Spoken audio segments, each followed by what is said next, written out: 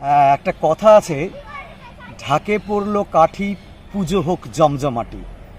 তো সেই ঢাক যারা বাজান বা ঢাক বাদক, এক কথায় ঢাকি, তারা যে কোনো পুজোরই একটা অবিচ্ছেদ্য অঙ্গ হয়ে ওঠেন, বিশেষ করে দুর্গাপূজা সামনেই পুজো। তো সেই খোঁজ করতে করতে একজন এরকম ঢাক বাদক বা ঢাকির বাড়িতে চলে এসেছি আমি।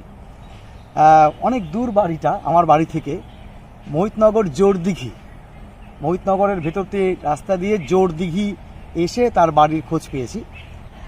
জ্যোতিষ চূর্ণকর তার নাম।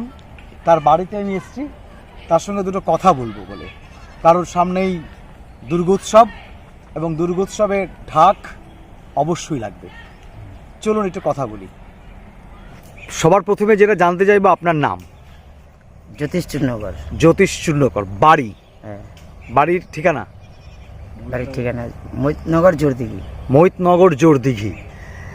আপনি ঢাক বাদক, মানে ঢাক বাজান? হ্যাঁ, ঢাকি? হ্যাঁ। ঢাক বাজানো বা ঢাকি, এটা কি আপনার পেশা? হ্যাঁ, এটাই আমার পেশা, এই ঢাক বাজানোই আমার পেশা। এর বাইরে আপনি কিছু করেন, মানে যখন ঢাক বাজান না বা এই যখন পুজোর কোনো বায়না থাকে না, তার বাইরে কিছু করেন কি? না, এই পুজো, বিয়ে, এইসবই, অন্নপ্রাশন, এইসবই কাজ করি, তাছাড়া অন্য কাজ করি না।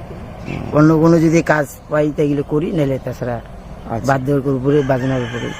মানে বিয়ের বাজনাও বাজান? হ্যাঁ, বিয়ের বাজনা, অন্নপ্রাশন, পূজা, এইসবই। এই মেনলি আপনি ঢাকটাই বাজান বলা যেতে পারে। হ্যাঁ। কত বছর হলো এই ঢাক বাজাচ্ছেন? প্রায় 27-28 বছর। 27-28 বছর ধরে ঢাক বাজাচ্ছেন। এই ঢাক বাজনা তো, ঢাকের তো তাল থাকে একটা নিশ্চয়ই। হ্যাঁ, অবশ্যই। তো আপনাদের কিন্তু বংশগত? হ্যাঁ, এটা আমাদের পূর্বপুরুষ বলতে গেলে বাবাও ঢাকি ছিলেন? হ্যাঁ, বাবা ঢাকি ছিলেন। বাবার নাম? সেই বাংলাদেশ থেকে এরকম, বাবার নাম জগদীশ চূর্ণকর। উনি কি আছেন? না, উনি মৃত। উনি মারা গেছেন? হ্যাঁ। উনি বাংলাদেশের থেকে এখানে আসছেন? হ্যাঁ। উনি ওখানে ঢাক বাজাতেন? ওইখানেও বাজনা কাজ করতো, ঢাক বাজাইতো। এখানে? এইখানেও এসে বাজনা কাজ করতো, ঢাক বাজাইতো। তার কাছ থেকে আপনার তালিম নেওয়া? হ্যাঁ, ঢাকের? হ্যাঁ, আমার বাবা হয়। আচ্ছা, বাবার কাছ থেকে তালিম না। আপনারা ক ভাই বোন? আমরা তো 2 ভাই। বোন?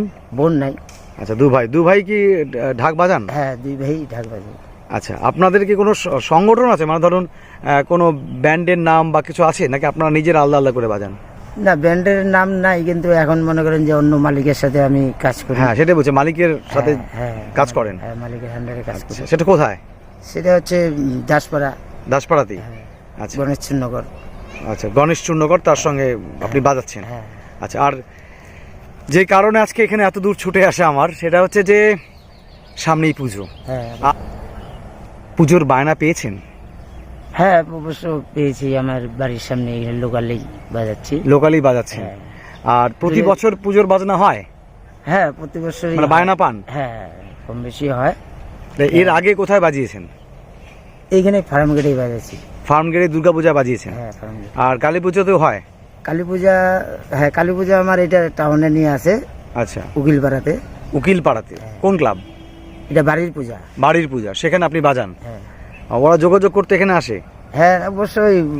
উনি যোগাযোগ করতে বাড়িতে আসে, বা মোবাইলেও আমাকে ফোন করে। আচ্ছা, তাই ঢাকের যেটা বিষয় থাকে সেটা হচ্ছে, এখন দেখা যাচ্ছে যে সময়ের সঙ্গে সঙ্গে অনেক কিছু বদলে যাচ্ছে, বদলে গেছেও। হ্যাঁ, অবশ্যই ঠিক। বদলায়নি ঢাক, হ্যাঁ, না বদলাক, এটাই চাইছি আমরা। না, না, ঠিক, এটা থাকুক, এটাই ভালো। মা দুর্গার কাজ এটা সামনে আসতেছে।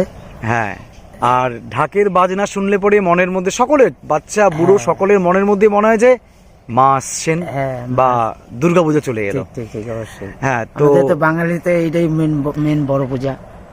হ্যাঁ, এবার ঢাক বর্তমানে দেখা যাচ্ছে যে যুগটা তো প্লাস্টিকের যুগে চলে গেছি আমরা। তো অনেক ঢাক দেখা যায় যে চামড়ার বদলে সিনথেটিক দিয়ে বানানো। না, ওইসব ঢাক এখন ওই তোমার পূজা টুজাতে চলে না। আচ্ছা। একমাত্র ওই কাঠের ঢাক, চামড়া দিয়ে ছাওয়া। আচ্ছা। এইসবই ঢাক এলো মেন পুজোতে লাগে। কাঠের ঢাক ছাড়া আর চামড়ার ছাড়া আমরা কাজ করি না। আমরা কাঠের ঢাক, চামড়া দিয়েই আমরা বাজাই আমরা। আচ্ছা, আর পুজোর ছোটখাটো যে পুজোগুলো, সেই পুজোতে কি আপনারা কাজ করেন? মানে ধরুন বাড়ির পুজো, দুর্গা পুজো, কালী পুজো ছাড়া সেগুলো কাজ করেন? হ্যাঁ, সবকিছু এগুলো, মানে পুজো, বাড়ির পূজা হইতে সবকিছু এগুলা কাজকর্ম করি আমরা, এটাই আমাদের পেশা, এইটাই কর্ম করি। আচ্ছা, তো আপনাদের সঙ্গে যোগাযোগ করার উপায়টা কি? যোগাযোগ উপায়টা ধরুন বায়না করব আমি, তাহলে যোগাযোগ করব কি করে?